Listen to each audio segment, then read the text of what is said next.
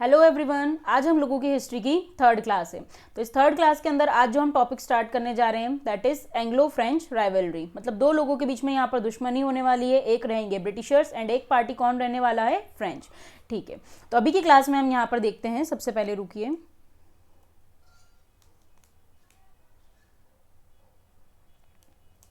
ठीक है। तो जैसे कि कल की क्लास में मैंने आपको बताया था कि सारी ईस्ट इंडिया कंपनी जो है इंडिया में आ चुकी थी, जिसके चलते हमने कुछ पर्टिकुलर एग्जांपल्स देखे थे, जिसमें हमने देखा था French, Dutch, Portuguese, Britishers etcetera.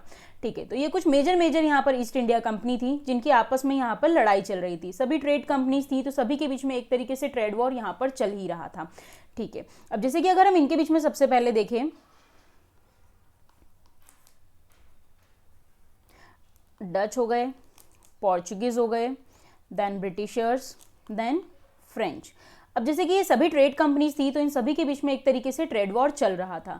तो अभी हम देखेंगे वन बाय वन सभी इस ट्रेड रेस से कैसे बाहर होते हैं। तो सबसे पहले अगर मैं बात करूं यहाँ पर, तो 1661 की बात है कि 1661 में पोर्चुगीज के साथ क्या हुआ। तो 1661 में एक मैट्रिमोनियल अलायंस होगा बिटवीन पोर्चुगीज एंड ब्रिटिशर्स।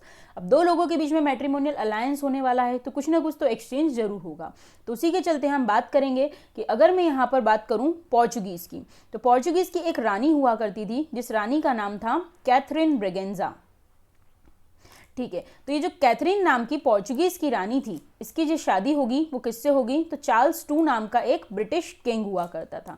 मतलब देखिए दो पार्टीज है, जैसे कि आप देख पा रहे हैं, कैथरीन किसकी तरफ से, पोर्चुगीज की तरफ से, एंड चार्ल्स टू किसकी तरफ से है, ब्रिटिशर्स की तरफ से। तो लड़की वाले कौन हुए यहाँ पर, पोर्चुगीज। तो दोनों के बीच में यहाँ पर एक मैट्रिमोनियल अलायंस हुआ, जिसके चलते पोर्चुगीज ने एक प्रोविंस जो है वो इन लोगों को गिफ्ट में दी थी। उस प्रोविंस का नाम क्या था, बॉम्बे। तो बॉम्बे नाम का जो रीजन है वो यहाँ पर डाउरी में दिया गया था ब्रिटिशर्स को। मतलब इन दोनों के बीच में तो अच्छे संबंध हो गए हैं, तो वॉर होने की फिर कोई बात ही नहीं है। तो इस तरीके से ट्रेड रेस से पोर्चुगीज जो है वो बाहर हो गए। सेकेंडली अगर हम यहाँ पर बात करें डच की, तो अब डच का क्या हुआ। तो डच की अगर हम बात करें तो ट्रेवनकोर नाम का एक स्टेट हुआ करता था, यही आपके साउथ इंडिया वाले रीजन में। अभी जो ट्रेवनकोर नाम का एरिया हुआ करता था, इसका एक किंग था, उस किंग का नाम था मार्तंड वर्मा। क्या नाम था, मार्तंड वर्मा। ठीक है, तो ट्रेवनकोर का एक किंग हुआ करता था जिसका नाम था मार्तंड वर्मा। वो डच ईस्ट इंडिया कंपनी के हाथ धो के पीछे पड़ा हुआ था कि कैसे भी करके इन लोगों को यहाँ से हमें बाहर करना है। तो उसी के चलते इन दोनों के बीच में एक बैटल होगा। मतलब कि Martand Verma and Dutch east India company के बीच में एक बैटल होता है, एंड उस बैटल को बोला जाता है बैटल ऑफ कोलाचिल। क्या बोलते हैं, बैटल ऑफ कोलाचिल। ठीक है, अब ये जो बैटल इन दोनों के बीच में हुआ है, मतलब कोई ना कोई तो इसमें हारेगा। तो इसके अंदर जिसकी हार हुई थी, इसके अंदर डच की हार हुई थी। तो डच इसके अंदर डिफीट हो गए थे, एंड यहाँ पर जीत किसकी हुई, तो जीत की अगर हम बात करें तो इंडियन रूलर मार्तंड वर्मा की। अब जैसे कि यहाँ पर डच हार गए थे, तो इन लोगों ने डिसाइड किया कि ये इंडिया से कंप्लीटली चले जाएंगे। तो उसी के चलते जो डच ईस्ट इंडिया कंपनी है, इसने अपना सेंटर या अपना सेटलमेंट इंडिया से शिफ्ट कर लिया, एंड शिफ्ट करके ये लोग कहाँ चले गए, देन ये लोग Indonesia and Malaysia side move कर गए। मतलब जो भी यहाँ पर ट्रेड रेस होने वाली थी, उससे दो पार्टीज कंप्लीटली बाहर हो चुकी। एक तो कौन, पोर्चुगीज, सेकेंडली कौन, डच। अब बच्चों आपके अकॉर्डिंग यहाँ पर कौन बचा, तो अब अगर हम यहाँ पर दो पावरफुल पार्टीज की बात करें, तो एक साइड पर बचेंगे आपके ब्रिटिशर्स और एक साइड पर बचेंगे आपके फ्रेंच। अब अगली लड़ाई इन दोनों के बीच में होगी। इन दोनों के बीच में जो लड़ाई होती है उसको एक नाम से और बुलाया जाता है, जिसको बोला जाता है कार्नेटिक वॉर्स। तो यहाँ पर जो है कुछ बैटल्स होंगे। टोटल आपको 3 कार्नेटिक वॉर्स देखने को मिलेंगे, जो कि किस किस के बीच में होने वाले हैं, तो ब्रिटिशर्स वर्सेस फ्रेंच। ठीक है, तो आज की क्लास का हमारा यही टॉपिक रहेगा, जिसे हम यहाँ पर कंटिन्यू करेंगे। ठीक है, अब देखो, अब हमें यहाँ पर जो टॉपिक स्टार्ट करना है, उस टॉपिक का नाम है कार्नेटिक वॉर्स।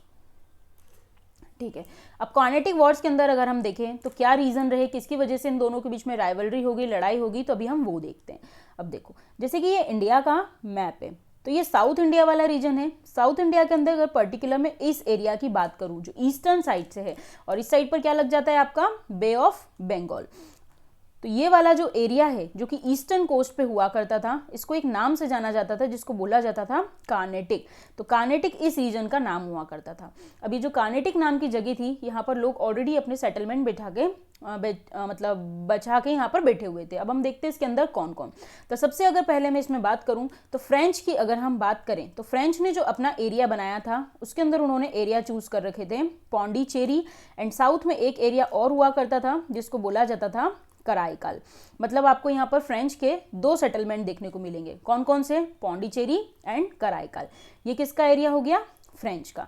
मतलब यहाँ पर फ्रेंच बैठे हुए हैं। और वहीं अगर मैं बात करूँ ब्रिटिशर्स की, तो ये जो नॉर्थ वाला एरिया है जिसको बोलते हैं मद्रास, एंड बीच में एक एरिया और आता है जिसको बोला जाता है कडेलूर। क्या बोलते हैं? कडेलूर। ठीक है, तो ये जो 2 एरिया हुआ करते थे ये किसके हुआ करते थे? ब्रिटिशर्स के।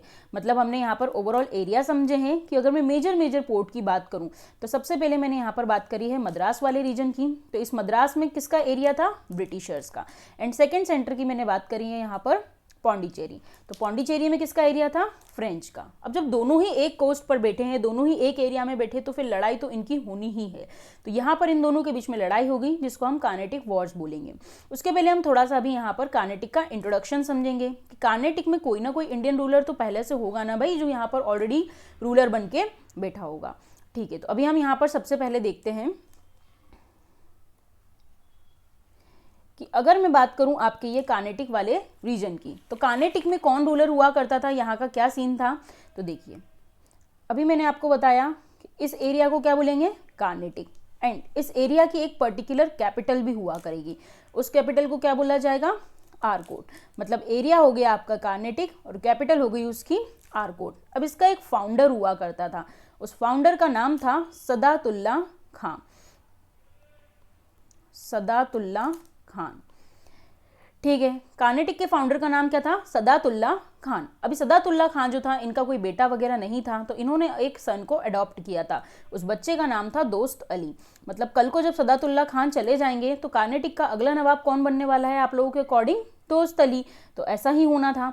अब भाई दोस्त अली भी कई समय तक यहाँ पर नवाब बन के बैठे रहे। लड़ाई छिड़ेगी दोस्त अली के बाद में कि अगला नवाब यहाँ पर कौन बनने वाला है। तो दोस्त अली का एक माइनर सन भी हुआ करता था जिसको बाद में यहाँ पर नवाब बनाया गया, बट उसने कुछ खास रूल नहीं कर पाया। अब उसी बीच क्या हुआ कि अगर मैं बात करूँ मुगल्स की, तो मुगल्स ने भी अपने अलग अलग कैंडिडेट नवाब जो है अलग अलग जगह पर बैठा रखे थे, जिसके चलते मुगल्स ने जो अपना कैंडिडेट बैठा रखा था यहाँ पर, उस कैंडिडेट का नाम था, मुगल्स को समझ में आ गया था कि अभी जो कार्नेटिक वाला रीजन है वो बिल्कुल ओपन है, वहाँ पर हमें कोई ना कोई कैंडिडेट बैठा देना चाहिए। तो उसके चलते जो इन्होंने यहाँ पर कैंडिडेट चूज करा था उसका नाम था अनवरुद्दीन। मतलब मुगल्स की चॉइस यहाँ पर कौन देखने को मिल रहा है आपको? अनवरुद्दीन। ठीक है, अभी यहाँ पर कुछ ऐसा होने वाला था। तो क्या मतलब कि कार्नेटिक की अगर मैं बात करूँ तो दोस्त अली के सभी सक्सेसर खत्म हो चुके थे क्या? तो मैंने बताया आपको उनका बेटा था, बट वो ज़्यादा खास रूल नहीं कर पाया। बट एक स्ट्रॉन्ग कैंडिडेट यहाँ भी हुआ करता था जो कि उनका सन इन लॉ हुआ करता था, और उस सन इन लॉ का नाम क्या था? चंदा साहेब। मतलब चंदा साहेब यहाँ पर ईगरली वेट कर रहा था कि अगला कार्नेटिक का नवाब कौन बनेगा? चंदा साहेब। बट मुगल्स ने तो अपना कैंडिडेट बिठा दिया, अनवरुद्दीन। तो भाई चंदा साहेब कहाँ था जो अनवरुद्दीन को यहाँ पर नवाब बना के बिठा दिया गया? तो अगर हम यहाँ की सिचुएशन की बात करें तो उस समय कुछ ऐसा हो गया था कि ये जो चंदा साहेब नाम का बंदा हुआ करता था, इस चंदा साहेब को जो है मराठाओं ने कैप्चर कर लिया था। मतलब छत्रपति शिवाजी का टाइम पीरियड था उस समय, एंड चंदा साहेब को उन्होंने बंदी बना लिया था। तो ये भाई साहब तो है जेल में। अगर आप कोई जेल में है बट किसी ना किसी को तो पोजीशन पे बैठाना पड़ेगा, तो फाइनली यहाँ पर नवाब कौन नजर आएगा आपको? अनवरुद्दीन। तो जो कुछ भी स्टोरी अभी मैंने आपको सुनाई है, इससे आप सिंपली बस इतना याद रखिए कि कार्नेटिक का एट प्रेजेंट नवाब कौन है? अनवरुद्दीन। ठीक है, अब उसी के चलते हम देखेंगे यहाँ पर कुछ लड़ाई झगड़े होंगे, जिसमें अगर मैं बात करूं यहाँ पर फर्स्ट बैटल ऑफ कार्नेटिक की, तो ऐसा नहीं है कि इन लोगों की राइवलरी इंडिया में ही थी। इसके पीछे एक्चुअल रीजन कुछ और हुआ करता था। इसके पीछे क्या रीजन था? तो उस समय वर्ल्ड में एक इवेंट चल रहा था जिसको बोला जाता था ऑस्ट्रियन वॉर ऑफ सक्सेशन। क्या समझते हो बच्चों आप लोग इस चीज से? ऑस्ट्रियन वॉर ऑफ सक्सेशन का मतलब क्या होता है? मतलब ऑस्ट्रिया नाम की कोई जगह है जो कि कहाँ है? यूरोप में। तो ये ऑस्ट्रिया नाम की कोई जगह है जहाँ पर वॉर ऑफ सक्सेशन चल रहा है। मतलब गद्दी की लड़ाई चल रही है कि अगला राजा या रानी यहाँ पर कौन बनने वाला है। तो ऑस्ट्रिया जो कि यूरोप में है, वहाँ पर यही लड़ाई चल रही थी कि अगला यहाँ का प्रिंसेस या फिर हम बोल सकते हैं राजा कौन बनेगा। तो उसी के चलते फ्रेंच चाह रहे थे उनका कैंडिडेट रहे, ब्रिटिशर्स चाह रहे थे उनका कैंडिडेट रहे।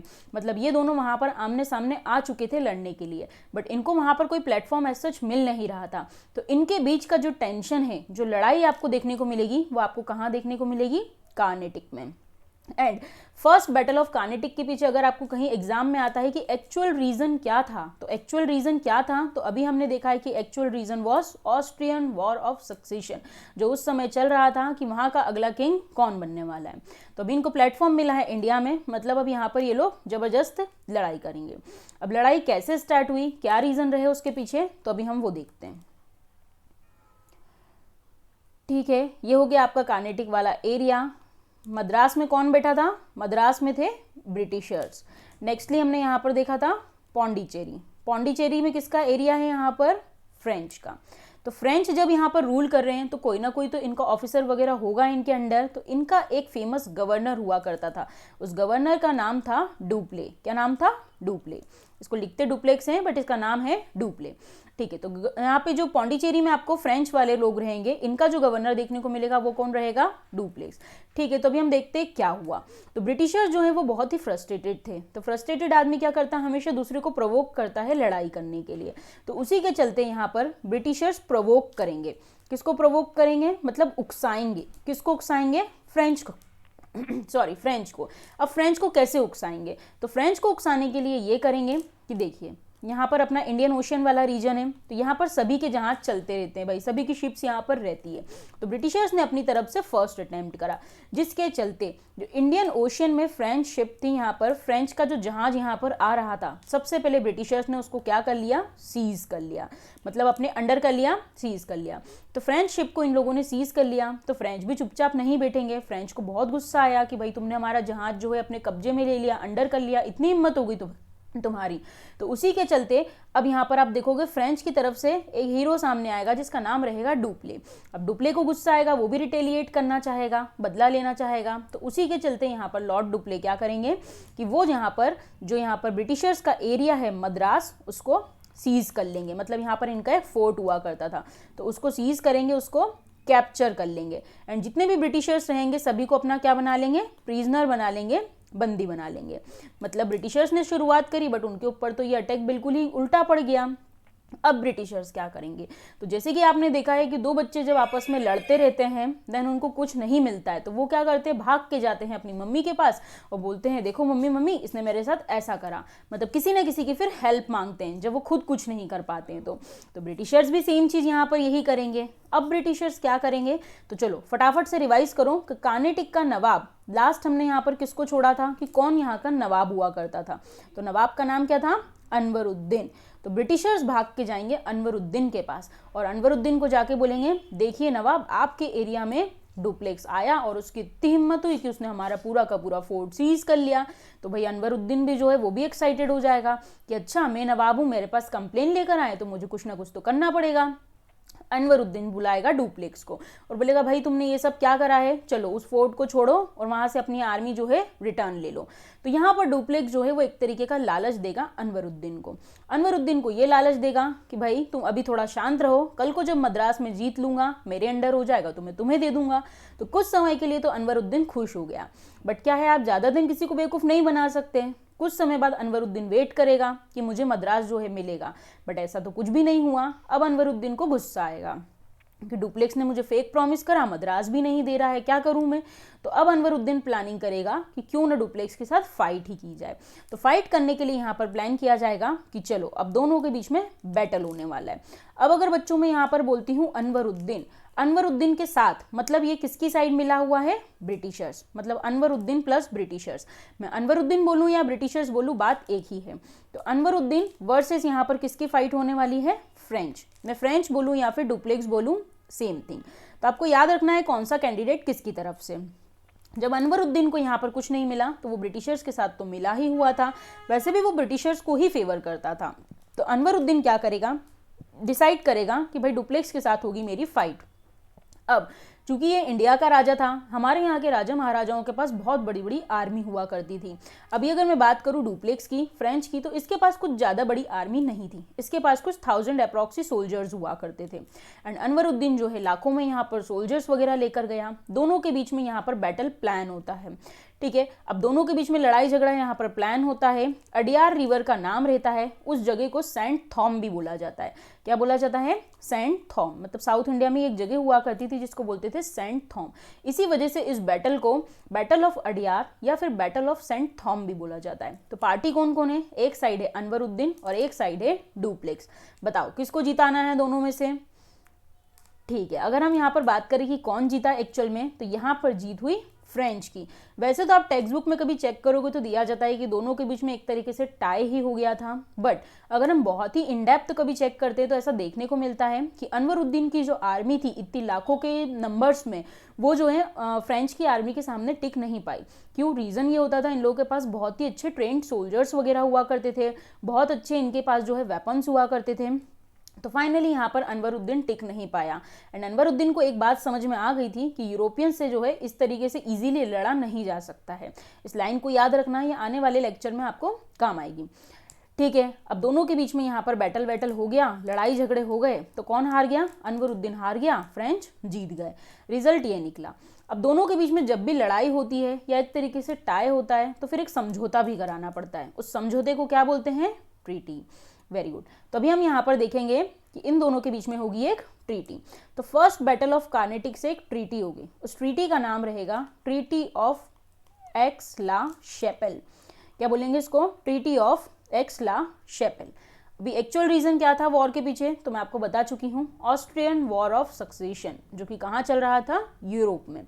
मतलब इन दोनों की लड़ाई वहां से स्टार्ट हुई थी, तो क्यों ना इसको वहीं एंड कराया जाए।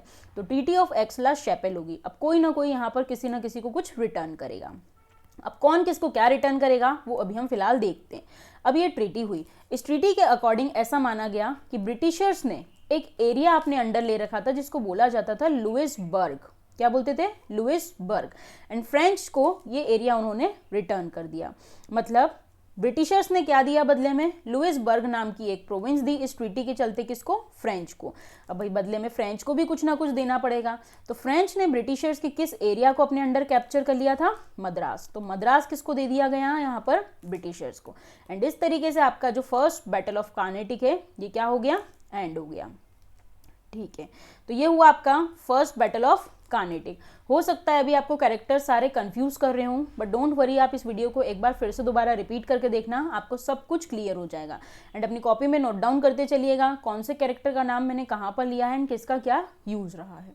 ठीक है, अब हम यहाँ पर बात करेंगे सेकेंड बैटल ऑफ कार्नेटिक की,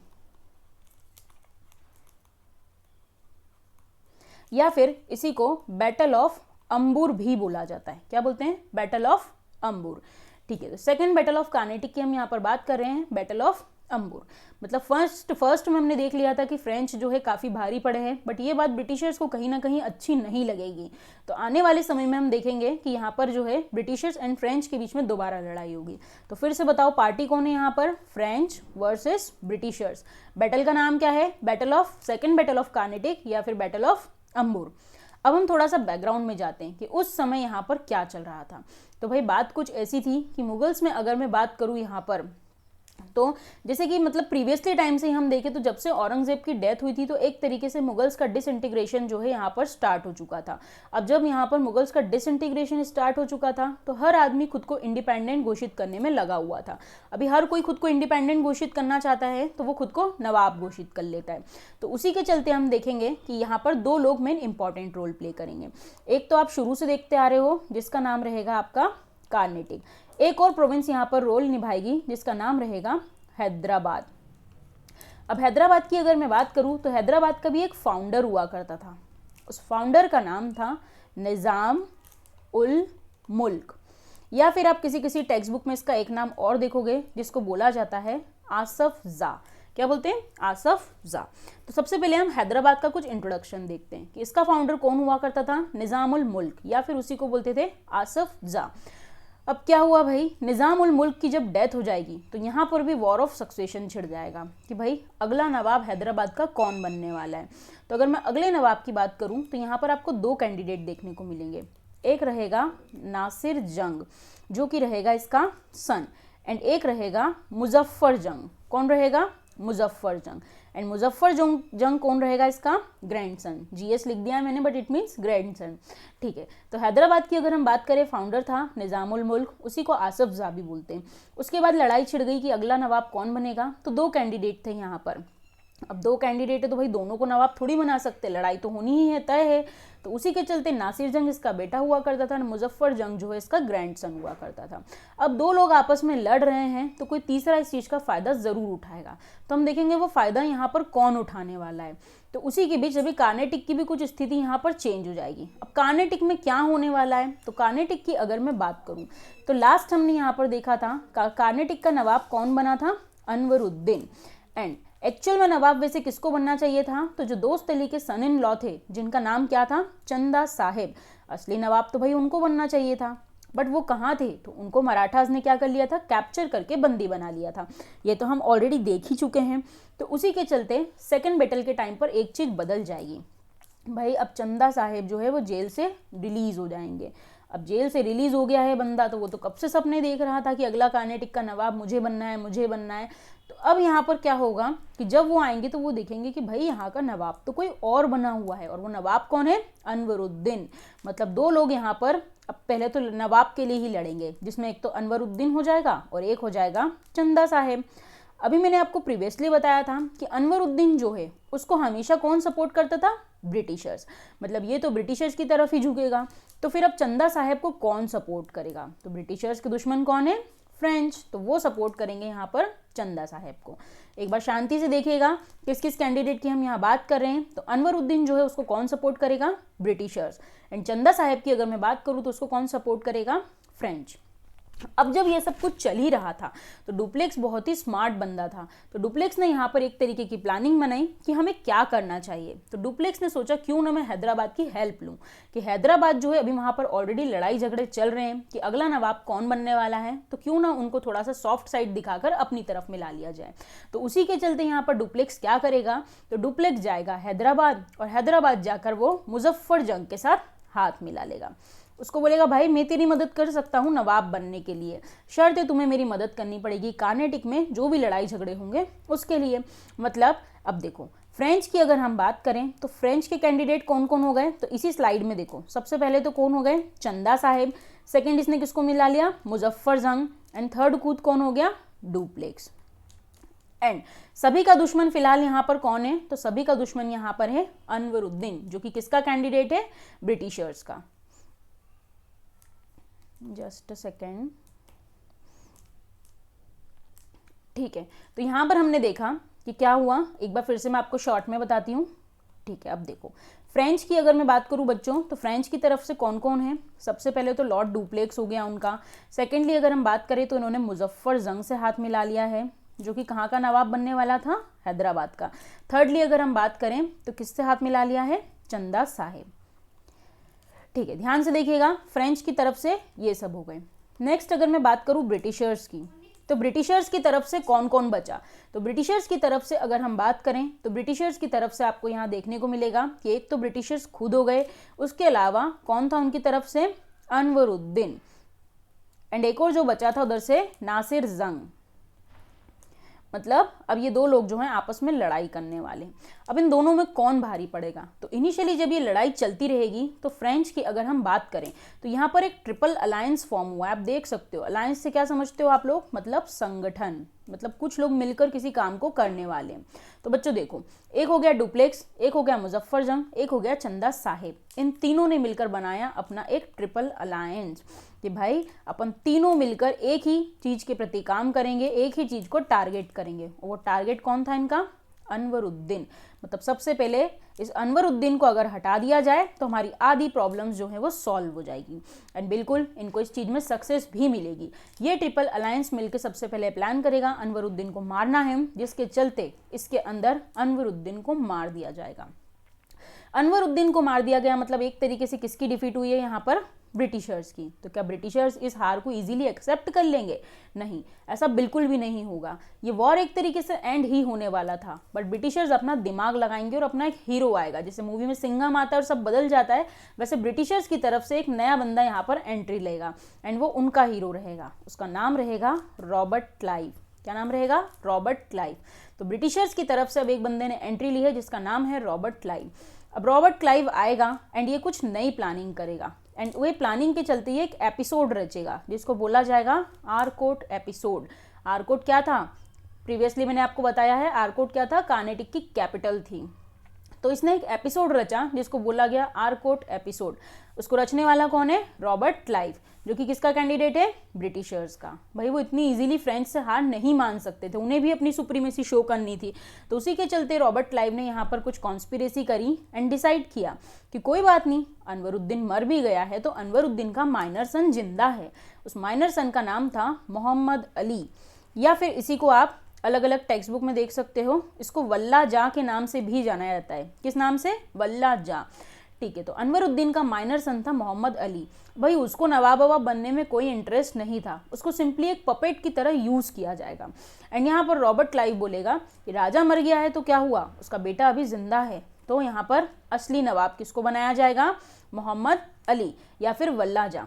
अब चंदा साहब तो फिर से दुखी हो गए कि मैं तो टेम्परेरी टाइम पीरियड के लिए नवाब बना था, ये तो कुछ नया हो गया है। तो अब चंदा साहब जो है हाथ धो के इस बच्चे के पीछे पड़ जाएंगे कि मुझे क्या करना है, सबसे पहले मुझे इस बच्चे को मारना है, ये सब मुझे नहीं अच्छा लग रहा है। तो यहाँ पर चंदा साहब जो है प्लानिंग करेंगे कि सबसे पहले मैं कॉन्स्पिरेसी करूँगा और ये सक्सेसर को ही मार डालूंगा, अगर यही नहीं रहेगा तो कल को लड़ाई झगड़े ही नहीं होंगे। तो चंदा साहब जो है इसके पीछे पड़ जाते हैं। अब ये बच्चा डर जाता है, डर के यहाँ पर एक फोर्ट में जाके छुप जाता है, किले में। बाहर खड़े रहते हैं चंदा साहब, समझने की कोशिश कीजिएगा, बाहर कौन खड़ा है, चंदा साहब। चंदा साहब वेट कर रहे हैं कि मोहम्मद अली जैसे ही फोर्ट के बाहर निकले इसको मार दिया जाए। अभी चंदा साहब यहाँ पर वेट कर रहे हैं कि इसको मार दिया जाए, तो कुछ ना कुछ तो यहाँ पर करना ही पड़ेगा। अगर इसको मार दिया गया तो कैसे चलेगा।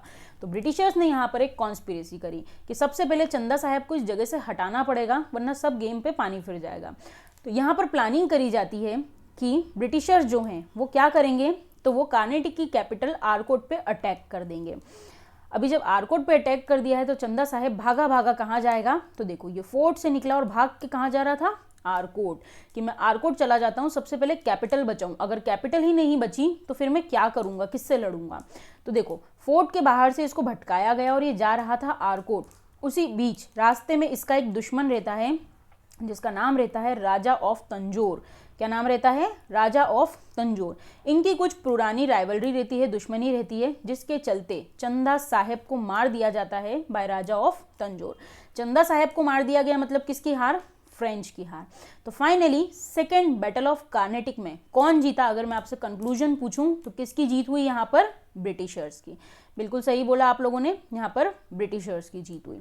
तो देखो सेकेंड बैटल की अगर हम बात करें तो कौन जीत गया है यहाँ पर, ब्रिटिशर्स। ब्रिटिशर्स में रॉबर्ट क्लाइव आया था तो उसने एक नया कैंडिडेट बनाया था, कौन, मोहम्मद अली, जिसी को क्या बोलते हैं, वल्ला जा। मतलब अब अगला नवाब कौन हुआ यहाँ पर, मोहम्मद अली। एंड एक ट्रीटी साइन की जाएगी जिसको बोला जाएगा ट्रीटी ऑफ पौंडीचेरी। क्या बोलेंगे इसको, treaty of Pondicherry. Treaty of Pondicherry के चलते यही डिसाइड किया जाएगा कि ब्रिटिशर्स का कैंडिडेट जो है उसको अगला नवाब यहाँ पर डिसाइड किया जा रहा है। तो इस तरीके से बच्चों यहाँ पर सेकेंड बैटल ऑफ कार्नेटिक का एंड हुआ। जब भी आप इसको टेक्स्ट बुक में पढ़ेंगे तो इतनी स्टोरी नहीं दी होती है, शॉर्ट में इसको बताया होता है, इसलिए आप लोगों को लर्न करने में दिक्कत होती है।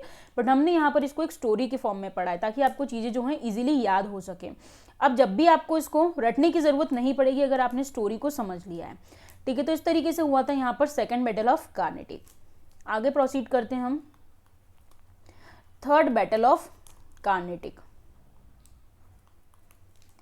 अब थर्ड बैटल ऑफ कार्नेटिक की अगर हम बात करें तो थर्ड बैटल ऑफ कार्नेटिक में क्या हुआ, कैसे हुआ, तो सबसे पहले हम देखेंगे कि भाई ब्रिटिशर्स को एक बात समझ में आ गई थी कि फ्रेंच की अगर कोई रीढ़ की हड्डी है, बैकबोन है, तो वो कौन है, डुप्लेक्स।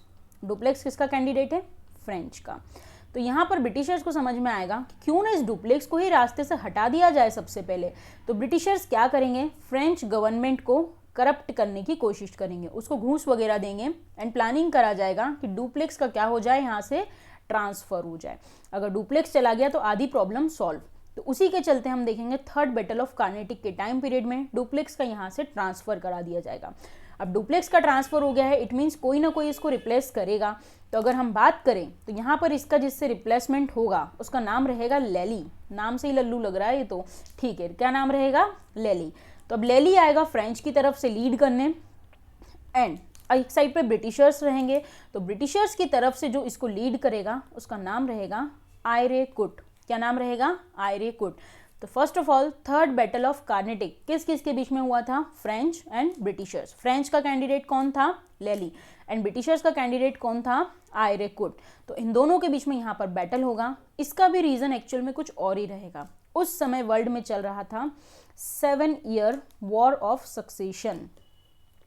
यहाँ पर भी सभी में लड़ाई हो रही थी, 7 सालों से ये युद्ध चल रहा था, इसका भी कुछ एंड नहीं निकल रहा था। तो ये टेंशन आपको देखने को मिलेगा इंडिया में, जिसके चलते दोनों के बीच में फाइट होगी। एंड इसके अंदर लेली अच्छे से लीड नहीं कर पाएगा, ये हार जाएगा। मतलब फ्रेंच की यहाँ पर क्या हुई? हार हुई।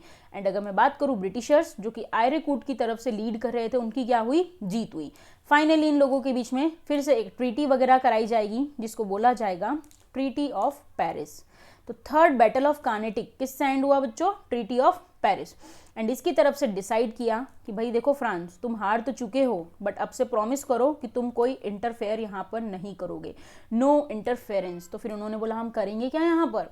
तो बोले तुम क्या करोगे? तुम सिंपली यहाँ पर जैसे ट्रेड वेड करते हो नॉर्मल थोड़े बहुत एरिया में वो करो, उसके अलावा ना कोई मिलिट्री रखोगे ना ही कोई फोर्टिफिकेशन करोगे। अब ये सब नाटक तुम्हारे बंद, सिंपली तुम जैसे रह सकते हो वैसे ही रहो। और इस तरीके से बच्चों थर्ड बैटल ऑफ कार्नेटिक जो है वो एंड हो गया। तीनों बैटल्स आपको समझ में आए? ध्यान से एक बार रिवाइज कीजिएगा, आपको तीनों समझ में आएंगे। एक बार मैं आपको शॉर्ट में स्लाइड भी दिखा देती हूँ ताकि आपको नोट्स बनाने में ईजी रहे। ये देखिए 3 कार्नेटिक वॉर्स हमने यहाँ पर बात करी है। मैंने पार्टीज मेंशन कर रखी है, टाइम पीरियड मेंशन है, ट्रीटी मेंशन है। सेकंड की अगर हम बात करें तो पूरा इंट्रोडक्शन दे रखा है यहाँ पर, किसने किसको मारा, किसके बीच में कौन सी ट्रीटी हुई। तो ये हो गया डिस्क्रिप्शन, आपको नोट्स बनाने में भी इससे हेल्प होगी। तो ये दोनों बैटल्स हो गए। उसके अलावा ये देखिए थर्ड बैटल ऑफ कार्नेटिक, यही मैंने आपको बताया। यस, इसमें चलो एक चीज़ और बता देती हूँ आपको। थर्ड बैटल ऑफ कार्नेटिक ये वॉन्डी वॉश नाम की जगह पर हुआ था। अभी आप सोच रहे होंगे बहुत फॉरेनर नेम लग रहा है, ऐसा कुछ भी नहीं है। तमिलनाडु में एक जगह है जिसका नाम क्या है? वॉन्डी वॉश। इसी वजह से इसको बैटल ऑफ वॉन्डी वॉश भी बोला जाता है। आपको ये क्वेश्चन भी आ सकता है लाइक फ्रेंच को इंडिया में कौन से बैटल के द्वारा कंप्लीटली एलिमिनेट कर दिया गया? तो वो बैटल कौन सा था? Battle of Wandiwash. किस किस के बीच में हुआ था हम समझ चुके हैं, ट्रीटीज देख चुके हैं। एंड इस तरीके से आपकी क्लास का आज का टॉपिक यहीं पर ओवर होता है। कल की क्लास में हम इसके आगे कंटिन्यू करेंगे, बट जब तक आप तीनों वीडियोस देखकर अच्छे से रिवाइज करके आइएगा। Thank you so much.